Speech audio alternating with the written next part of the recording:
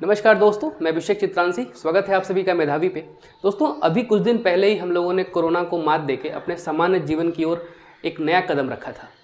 तब तक कि एक नया फ्लू या एक नया वायरस हमारे भारत में सशंकित करने के लिए फिर से इंट्रोड्यूस हो गया है। इंट्रोड्यूस क्या, वो फिर से आ गया है।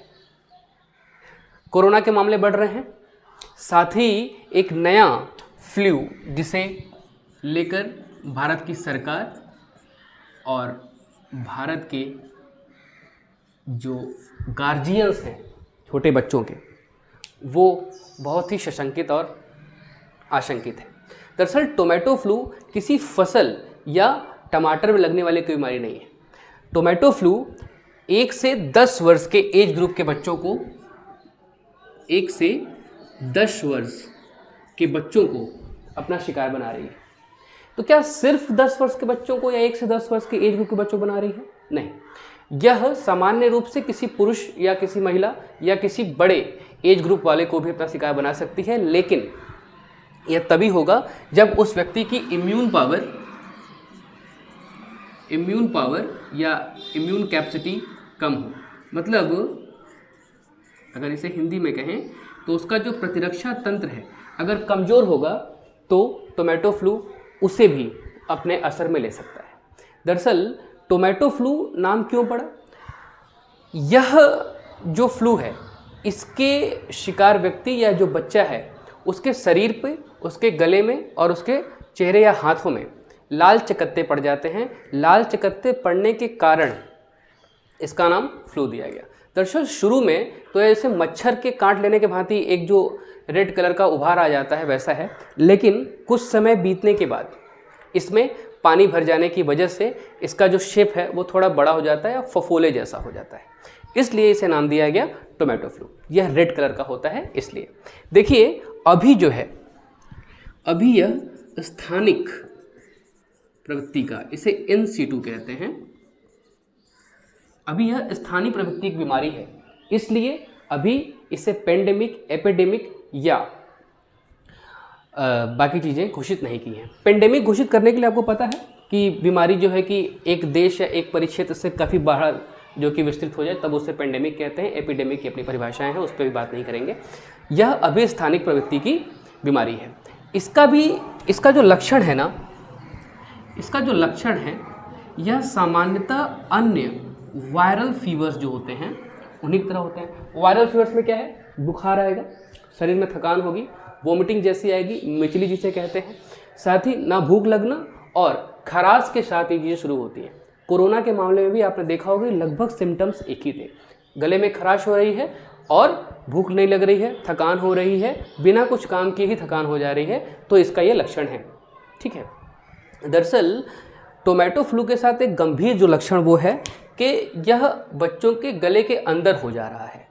गले के अंदर हो जाने का मतलब, जो फ्लू मैंने बताया कि उसमें फफोले पड़ जा रहे हैं, रेड कलर के हो जा रहे हैं, तो यह रेड कलर का जो फफोला है अगर गले के भीतर हो जा रहा है तो यह किसी चीज़ को अंदर जाने में प्रॉब्लम कर रहा है। मतलब पोर्टेबल आइटम्स भी नहीं जा पा रही क्योंकि उससे दर्द हो रहा है।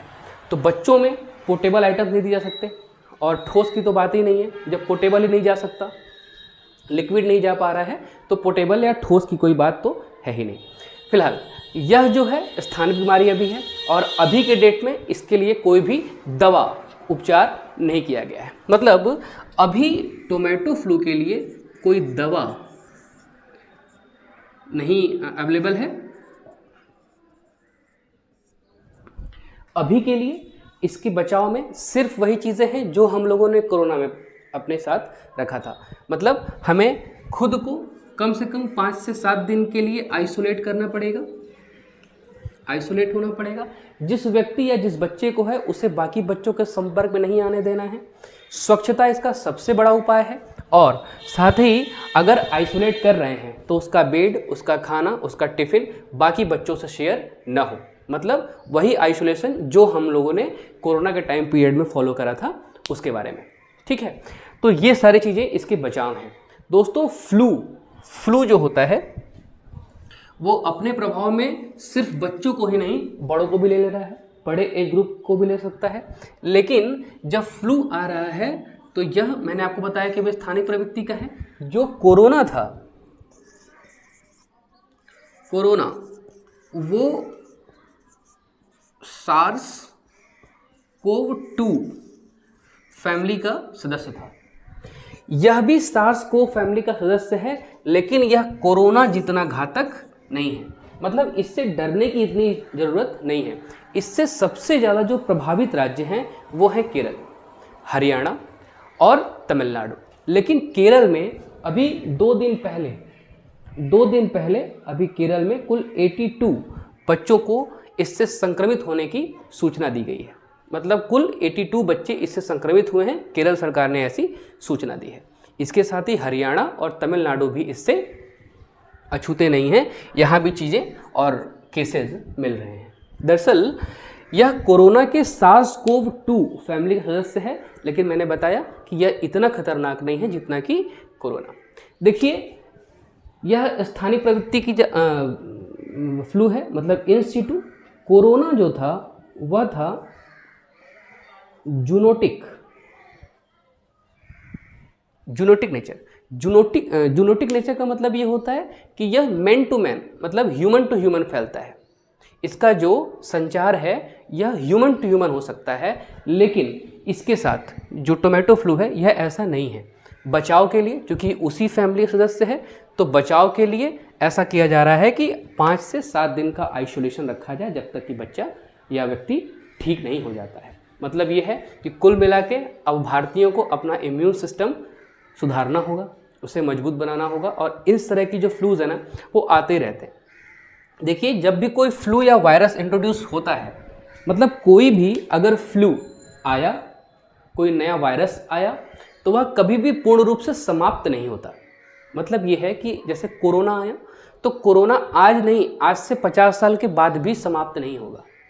इसकी जो मारक क्षमता है वो समय के साथ थोड़ी सी कम हो जाएगी, लेकिन समाप्त नहीं हो सकता।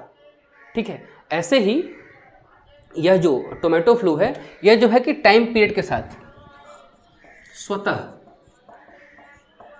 समाप्त या कमज़ोर हो जाने वाली फ्लू है। मतलब समय बीतने के साथ 5 से 7 दिन का आपने आइसोलेट करा अपने आप को, और धीरे धीरे करके यह अपने आप स्वतः समाप्त हो जाने वाली फ्लू है। मैंने आपको वो कंसेप्ट के बारे में बताया कि कोई भी बीमारी आए, कोई वायरस आए, कोई फ्लू आए, कोई भी चीज़ें आ जाए अगर, तो वह 50 सालों 60 सालों तक जो है कि समाप्त नहीं होती। यह उसी मात्रा में बनी रहती है, उसकी मारक क्षमता थोड़ी कम हो जाती है। यह है टोमेटो फ्लू। इससे अपने आप को ध्यान रखें, इससे अपने आप को बचाएं और अपने फैमिली को भी जागरूक करें। धन्यवाद।